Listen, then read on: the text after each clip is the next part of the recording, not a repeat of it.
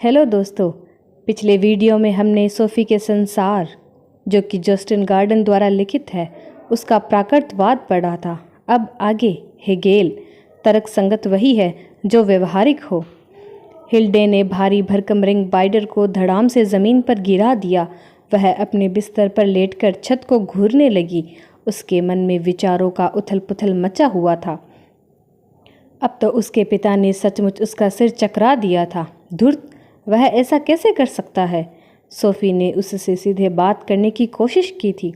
उसने उससे अपने पिता के खिलाफ विद्रोह करने को कहा और वह सचमुच हिल्डे के दिमाग में एक विचार डालने में कामयाब हो गई थी। एक योजना। सोफी और अल्बर्टो उसके सिर के एक बाल को भी नुकसान नहीं पहुंचा सके, लेकिन हिल्डे हो सकती है, और हिल्डे के जरिए सोफी अपने पिता तक पहुंच सकती थी। हिल्डे सोफी और अल्बर्टो से सहमत थी। वह अपने छाया खेल में हद से ज़्यादा आगे बढ़ रहा था। भले ही उसने अल्बर्टो और सोफी को सिर्फ काल्पनिक पात्र ही बनाया हो, लेकिन उसे अपनी शक्ति का प्रदर्शन भी सीमित रखना चाहिए। बेचारे सोफी और अल्बर्टो, वे मेजर के कल्पना के सामने उतने ही असहाय थे जितने कि एक स्क्रीन फिल्म प्रोजेक्टर के सामने होती है। घर पहुंचते ही हिल्डे उसे सबक सिखाएगी। उसे पहले से ही एक बढ़िया योजना की रूपरेखा नजर आ रही थी। वह उठी और खाड़ी की ओर देखने चली गई। लगभग 2 बज रहे थे। उसने खिड़की खोली और नाव घर की ओर आवाज़ लगाई। माँ! उसकी माँ बाहर आ गई। मैं लगभग 1 घंटे से कुछ सैंडविच लेकर आ रही हूँ। ठीक है। अच्छा, मुझे हेगेल पर एक अध्याय पढ़ना ही है। अल्बर्टो और सोफी झील की ओर वाली खिड़की के पास रखी 2 कुर्सियों पर बैठ गए थे। जॉर्ज विल्हेम फ्रेडरिक होगे रोमांटिकवाद के एक वैध संतान थे। अल्बर्टो ने अपनी बात शुरू करते हुए कहा, ऐसा कहा जा सकता है कि उनका विकास जर्मनी में धीरे धीरे विकसित होती जर्मन भावनाओं के साथ हुआ। उनका जन्म 1770 में स्टर्टगार्ड में हुआ था और 18 वर्ष की आयु में उन्होंने ट्यूबिंगेन में धर्मशास्त्र का अध्याय शुरू किया। 1799 में उन्होंने जेना में शोलिंग के साथ काम किया। उस समय जब रोमांटिक आंदोलन अपने चरम पर था, जेना ने सहायक प्रोफेसर के रूप में कुछ समय बिताने के बाद वे हाइडेलबर्ग में प्रोफेसर बन गए, जो जर्मन राष्ट्रीय रोमांटिसिज्म का केंद्र था। 1818 में उन्हें बर्लिन में प्रोफेसर नियुक्त किया गया, ठीक उसी समय जब यह शहर यूरोप का आध्यात्मिक केंद्र बन रहा था। 1831 में हेजा से उनकी मृत्यु हो गई, लेकिन उससे पहले हेगेलियनवाद जर्मनी के लगभग सभी विश्वविद्यालयों में व्यापक रूप से लोकप्रिय हो चुका था। इसीलिए उन्होंने काफ़ी क्षेत्र को कवर किया। हाँ, और उनका दर्शन भी ऐसा ही था। हेगेल ने रोमांटिक काल में उभरे लगभग सभी विचारों को एकीकृत और विकसित किया, लेकिन वे शेलिंग सहित कई रोमांटिक विचारकों के कड़े आलोचक थे। उन्होंने किस बात की आलोचना की थी?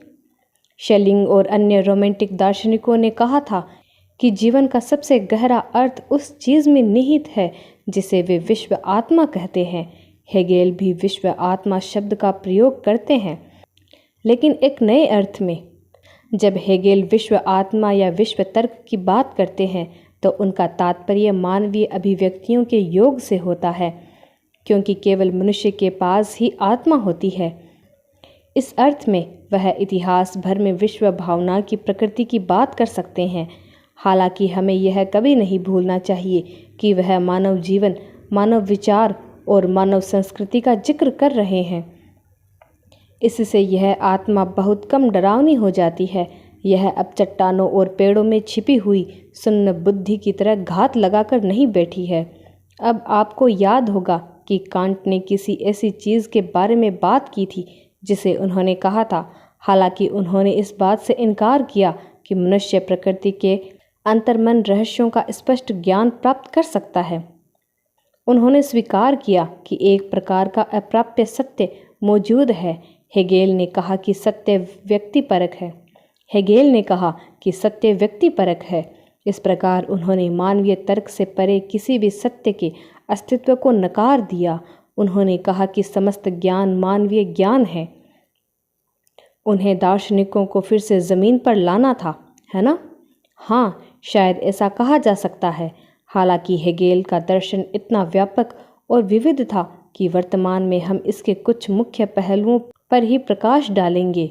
वास्तव में यह कहना मुश्किल है कि हेगेल का कोई अपना दर्शन था भी या नहीं। जिसे आमतौर पर हेगेल का दर्शन कहा जाता है वह मूलतः इतिहास की प्रकृति को समझने की एक विधि है। हेगेल का दर्शन हमें जीवन के आंतरिक स्वरूप के बारे में कुछ नहीं सिखाता, लेकिन यह हमें रचनात्मक रूप से सोचना सिखा सकता है। यह कोई मामूली बात नहीं है।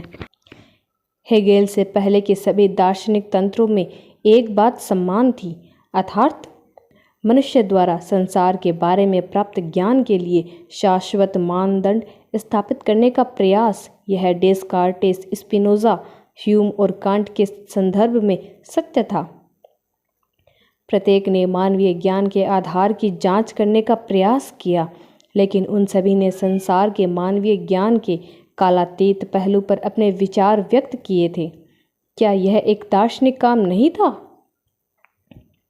हेगेल का मानना था कि यह संभव नहीं है।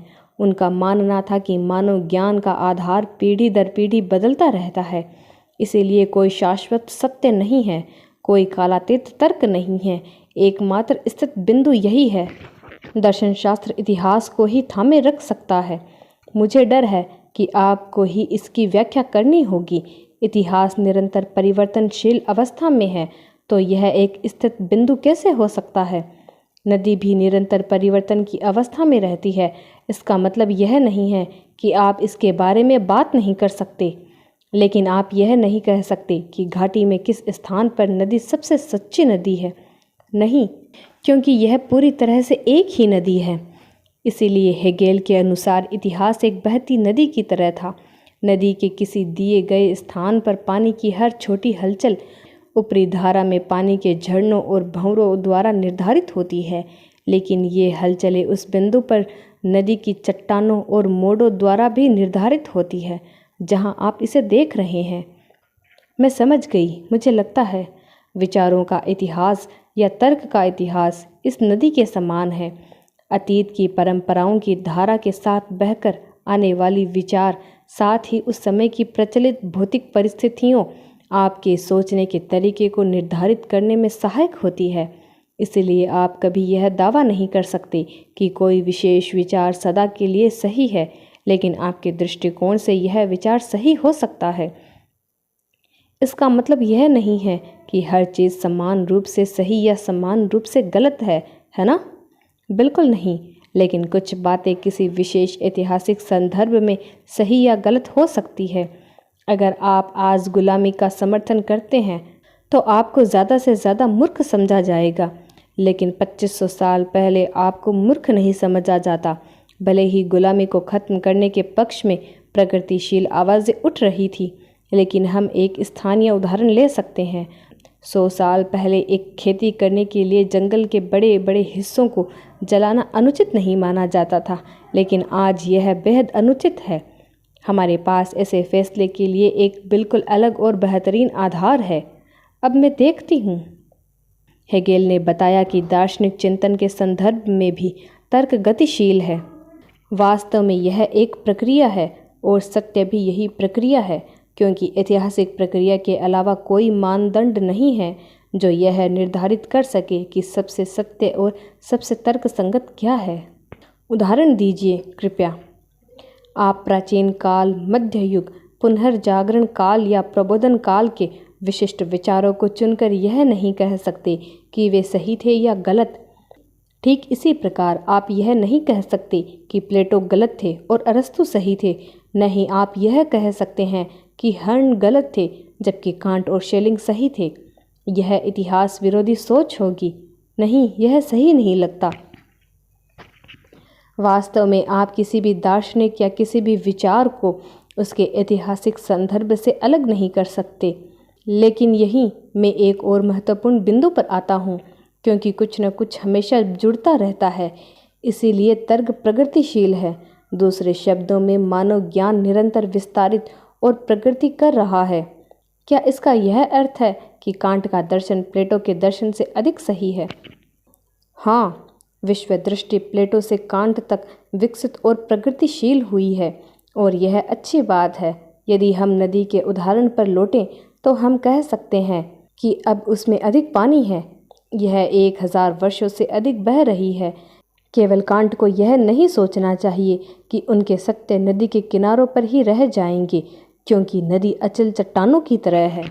कांट के विचारों पर भी प्रक्रिया चलती है और उनका तर्क आने वाली पीढ़ियों की आलोचना का विषय बन जाता है। और ठीक यही हुआ। लेकिन जिस नदी की आपने बात की, हाँ, वह कहाँ गया?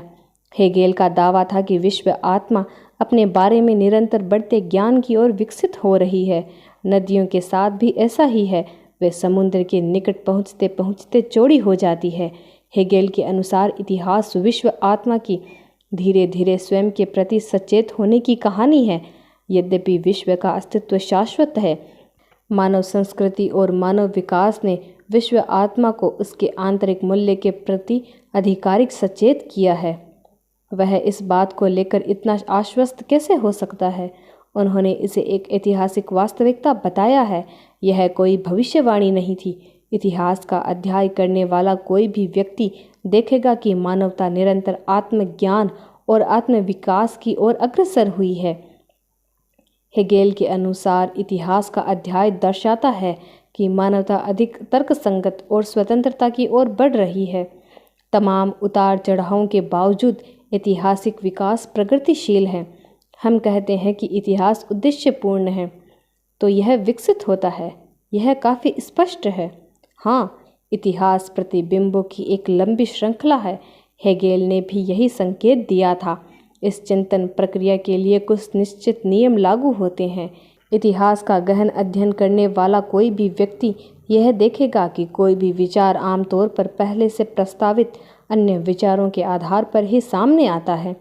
लेकिन जैसे ही एक विचार सामने आता है, दूसरा विचार उसका खंडन कर देता है। इन दो विपरीत विचारधाराओं के बीच एक तनाव उत्पन्न होता है, लेकिन यह तनाव एक तीसरे विचार के प्रस्ताव से सुलझ जाता है, जो दोनों दृष्टिकोण की सर्वोच्चतम विशेषताओं को सम्मानित करता है। हेगेल इसे द्वंद्वात्मक प्रक्रिया कहते हैं। क्या आप एक उदाहरण दे सकते हैं? आपको याद होगा कि सुकरात से पहले के दार्शनिकों ने आदिम पदार्थ और परिवर्तन के प्रश्न पर चर्चा की थी। करीब तब एलियटिक दार्शनिकों ने दावा किया कि परिवर्तन वास्तव में असंभव है, इसीलिए ये किसी भी परिवर्तन को नकारने के लिए विवश थे, भले ही वे अपनी इंद्रियों के माध्यम से परिवर्तनों को अनुभव कर सकते थे। एलियटिक दार्शनिक ने एक दावा प्रस्तुत किया और हेगेल ने इस तरह के दृष्टिकोण को थीसिस कहा। हाँ, लेकिन जब भी ऐसा कोई चरम दावा पेश किया जाता है तो एक विरोधाभासी दावा भी सामने आ जाता है। हेगेल ने इसे निषेध कहा। एलियटिक दर्शन का निषेध हेराक्लिटस ने किया, जिसने कहा था कि सब कुछ प्रवाहित होता है। अब दो बिल्कुल विपरीत विचारधाराओं के बीच तनाव पैदा हो गया, लेकिन यह तनाव तब सुलझ गया जब एम्पेडोकल्स ने बताया कि दोनों दावे आंशिक रूप से सही और आंशिक रूप से गलत थे। हाँ, अब मुझे सब कुछ याद आ रहा है। एलियटिक दार्शनिक इस बात में सही थे कि वास्तव में कुछ भी नहीं बदलता, लेकिन उनका यह मानना सही नहीं था कि हम अपनी इंद्रियों पर भरोसा नहीं कर सकते। हेराक्लिटस इस बात में सही थे कि हम अपनी इंद्रियों पर भरोसा कर सकते हैं, लेकिन यह मानना सही नहीं था कि सब कुछ प्रवाहित होता रहता है, क्योंकि वहाँ एक से अधिक पदार्थ थे। प्रवाह पदार्थ का नहीं, बल्कि उनके संयोजन का था। बिल्कुल सही। एम्पेडोकल्स का दृष्टिकोण, जिसने दो विचारधाराओं के बीच समझौता प्रदान किया, वही था जिसे हेगेल ने निषेध का निषेध कहा। कितना भयानक शब्द है। उन्होंने ज्ञान के इन 3 चरणों को थीसिस, एंटीथीसिस और सिंथेसिस भी कहा। उदाहरण के लिए आप कह सकते हैं कि डेस्कार्टेस का तर्कवाद एक थीसिस था, जिसका ह्यूम ने अनुभवजन्य एंटीथीसिस द्वारा खंडन किया गया। लेकिन यह विरोधाभास या विचारों के दो तरीकों के बीच का तनाव कांट के सिंथेसिस में हल हो गया। कांट कुछ बातों में तर्कवादियों से और कुछ में अनुभववादियों से सहमत थे, लेकिन कहानी कांट पर समाप्त नहीं होती। कांट का सिंथेसिस अब चिंतन की एक और श्रृंखला या त्रयी के लिए प्रस्थान बिंदु बन गया था, क्योंकि एक संश्लेषण का खंडन भी एक नए प्रतिवाद द्वारा किया जाएगा। यह सब तो बहुत सैद्धांतिक है। हाँ, यह निश्चित रूप से सैद्धांतिक है, लेकिन हेगेल इसे इतिहास को किसी भी प्रकार के ढांचे में बांधने के रूप में नहीं देखते थे। उनका मानना था कि इतिहास स्वयं इस द्वंद्वात्मक प्रतिरूप को प्रकट करता है। इस प्रकार उन्होंने दावा किया कि उन्होंने तर्क के विकास या इतिहास के माध्यम से विश्व आत्मा की प्रकृति के लिए कुछ नियम खोजे। वहाँ यह फिर से है, लेकिन हेगेल का द्वंद्वात्मक केवल इतिहास पर ही लागू नहीं होता। जब हम किसी विषय पर चर्चा करते हैं तो हम द्वंद्वात्मक रूप से सोचते हैं। हम तर्क में कमियां ढूंढने की कोशिश करते हैं। हेगेल ने इसे नकारात्मक सोच कहा था, लेकिन जब हमें किसी तर्क में कमियां मिलती है तो हम उसकी सर्वोच्चतम बातों को संरक्षित करते हैं। मुझे एक उदाहरण दीजिए। जब एक समाजवादी और एक रूढ़िवादी किसी सामाजिक समस्या को सुलझाने के लिए साथ बैठते हैं तो उनके परस्पर विरोधी विचारों के बीच तनाव तुरंत सामने आ जाता है, लेकिन इसका यह मतलब नहीं है कि पूरी तरह सही है और दूसरी पूरी तरह गलत। यह संभव है कि वे दोनों आंशिक रूप से सही और आंशिक रूप से गलत हो, और जैसे जैसे बहस आगे बढ़ती है अक्सर दोनों के सर्वोत्तम तर्क सामने आ जाते हैं। मुझे उम्मीद है, लेकिन जब हम इस तरह की चर्चा में उलझे होते हैं तो यह तय करना आसान नहीं होता कि कौन सा दृष्टिकोण अधिक तर्कसंगत है। एक तरह से सही और गलत का फैसला इतिहास को ही करना है। तर्कसंगत वही है जो व्यवहारिक हो, जो भी शेष रहता है वही सही होता है, या इसके विपरीत जो सही है वही कायम रहता है। क्या आपके पास मेरे लिए कोई छोटा सा उदाहरण नहीं है? 150 साल पहले बहुत से लोग महिलाओं के अधिकारों के लिए संघर्ष कर रहे थे। कई लोग महिलाओं को समान अधिकार देने का कड़ा विरोध भी कर रहे थे।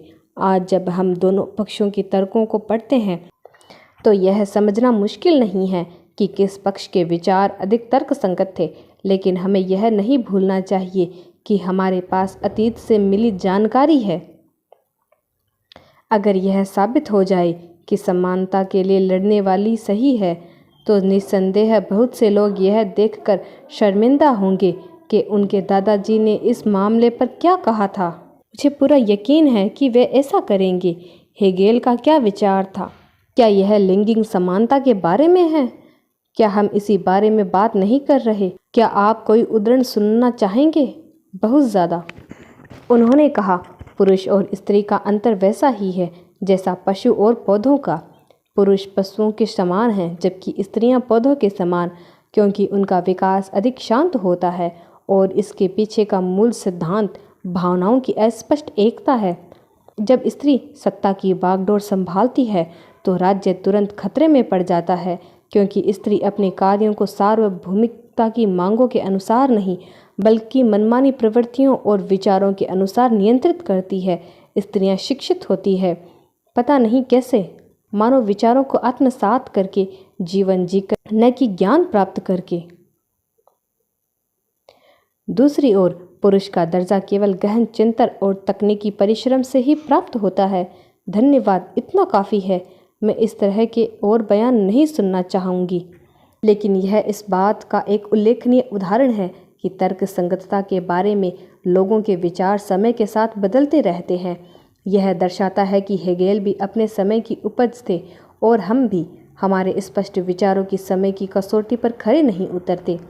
उदाहरण के लिए किन विचारों का? मेरे पास ऐसा कोई उदाहरण नहीं है। क्यों नहीं? क्योंकि मैं उन चीज़ों का उदाहरण दे रहा हूँ जिनमें पहले से ही बदलाव हो रहा है। उदाहरण के लिए मैं कह सकता हूँ कि कार चलाना मूर्खता है क्योंकि कारें पर्यावरण को प्रदूषित करती है। बहुत से लोग पहले से ही ऐसा सोचते हैं, लेकिन इतिहास गवाह है कि जो बातें हमें स्पष्ट लगती है वे इतिहास की कसौटी पर खरी नहीं उतरेगी। अच्छा, ऐसा है। हम एक और बात भी देख सकते हैं। हेगेल के समय के कई पुरुष जो महिलाओं की हीनता पर इस तरह के भद्दे हमले कर सकते थे, उन्होंने नारीवाद के विकास को गति दी। ऐसा कैसे? उन्होंने एक सिद्धांत प्रस्ताव किया। क्यों? क्योंकि महिलाओं ने पहले ही विद्रोह करना शुरू कर दिया था। जिस बात पर सभी सहमत हो उस पर राय रखने की कोई आवश्यकता नहीं, और उन्होंने महिलाओं की हीनता के बारे में जितना अधिक खुलकर अपनी राय व्यक्त की, उतना ही अधिक खंडन मजबूत होता गया। हाँ बिल्कुल, आप यह कह सकते हैं कि सबसे अच्छी बात यही हो सकती है कि आपके सामने ऊर्जावान विरोधी हों। वे जितने अधिक उग्र होंगे, उन्हें उतनी ही शक्तिशाली प्रतिक्रिया का सामना करना होगा। जितना अधिक मसाला मिलेगा उतना ही अच्छा होगा वाली कहावत है। मेरी चक्की अभी 1 मिनट पहले ही अधिक ऊर्जा के साथ चलने लगी। शुद्ध तर्क या दर्शन के दृष्टिकोण से अक्सर दो अवधारणाओं के बीच द्वंद्वात्मक तनाव होता है। उदाहरण के लिए, यदि मैं अस्तित्व की अवधारणा पर विचार करूं, तो मुझे इसके विपरीत शून्यता की अवधारणा को भी शामिल करना होगा। आपके अपने अस्तित्व का विचार किए बिना तुरंत यह महसूस नहीं कर सकते कि आपका अस्तित्व हमेशा के लिए नहीं रहेगा। अस्तित्व और शून्यता के बीच का तनाव विकास की अवधारणा में सुलझ जाता है, क्योंकि यदि कोई चीज़ विकास की प्रक्रिया में है तो वह है भी और नहीं भी। मैं उसे देखती हूँ। हेगेल का तर्क गतिशील तर्क है, क्योंकि वास्तविकता विरोधाभासों से परिपूर्ण है, इसीलिए वास्तविकता का वर्णन भी विरोधाभासों से भरा होना चाहिए। आपके लिए एक और उदाहरण, डेनिश परमाणु भौतिक विज्ञानी नील्स बोहर ने न्यूटन के माथे पर घोड़े की नाल होने की कहानी सुनाई। यह तो किस्मत की बात है, लेकिन यह महज एक अंधविश्वास है, और न्यूटन अंधविश्वासी बिल्कुल नहीं थे। जब किसी ने उनसे पूछा कि क्या वे वास्तव में इस तरह की चीज़ों में विश्वास करते हैं, तो उन्होंने कहा, नहीं, मैं नहीं करता, लेकिन मुझे बताया गया है कि यह फिर भी काम करता है। अद्भुत! लेकिन उनका जवाब काफ़ी द्वंद्वात्मक था, लगभग शब्दों में विरोधाभास था। नील्स बोहर, जो हमारे नॉर्वेजियन कवि विंजे की तरह अपनी द्विभावनात्मक के लिए जाने जाते थे, ने एक बार कहा था, सत्य 2 प्रकार के होते हैं। एक सतही सत्य होते हैं, जिनके विपरीत स्पष्ट रूप से गलत होते हैं, लेकिन दूसरे गहन सत्य होते हैं, जिनके विपरीत उतने ही सही होते हैं। वे किस प्रकार के सत्य हो सकते हैं? उदाहरण के लिए, अगर मैं कहूँ कि जीवन छोटा है, मुझे स्वीकार होगा, लेकिन किसी और मौके पर मैं अपनी बाहें फैलाकर कह सकता हूँ कि जीवन लंबा है। आप सही कह रहे हैं, एक तरह से यह भी सच है।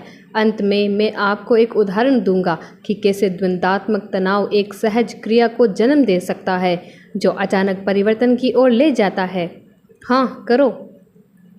कल्पना कीजिए कि एक छोटी लड़की जो हमेशा अपनी माँ को हाँ माँ कहकर जवाब देती है, ठीक है माँ, जैसा आप चाहे माँ, अभी माँ। मुझे तो रोंगटे खड़े हो जाते हैं। अंत में बेटी की अधिक आज्ञाकारिता से उसकी माँ बिल्कुल पागल हो जाती है और चिल्लाती है, इतनी अच्छी बच्ची बनना बंद करो। और लड़की जवाब देती है, ठीक है माँ, मैं उसे थप्पड़ मार देता।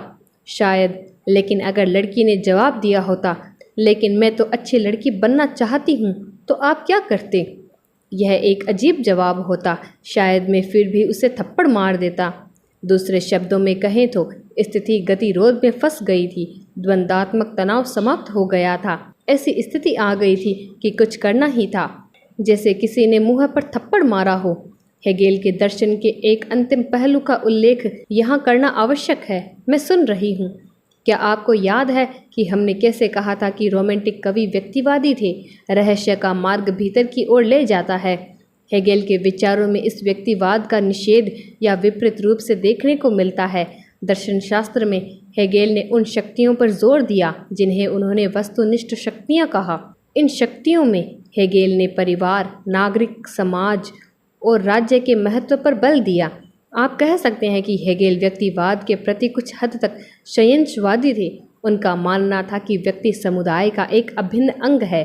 तर्क या विश्व आत्मा सर्वप्रथम लोगों के आपसी मेलजोल में ही प्रकट होती है। कृपया इसे और स्पष्ट रूप से समझाएं। तर्क सबसे बढ़कर भाषा में प्रकट होता है, और भाषा वह चीज़ है जिसमें हम जन्म लेते हैं। नॉर्वेजियन भाषा श्री हेनसेन के बिना भी अच्छी तरह से चल सकती है, लेकिन श्री हेनसेन नॉर्वेजियन के बिना नहीं चल सकते। इसलिए भाषा का निर्माण व्यक्ति नहीं करता, बल्कि भाषा ही व्यक्ति को आकार देती है। मुझे लगता है कि आप ऐसा कह सकते हैं। जिस प्रकार एक बच्चा किसी भाषा में जन्म लेता है, उसी प्रकार वह अपने ऐतिहासिक पृष्ठभूमि में भी जन्म लेता है, और किसी का भी उस पृष्ठभूमि से स्वतंत्र संबंध नहीं होता।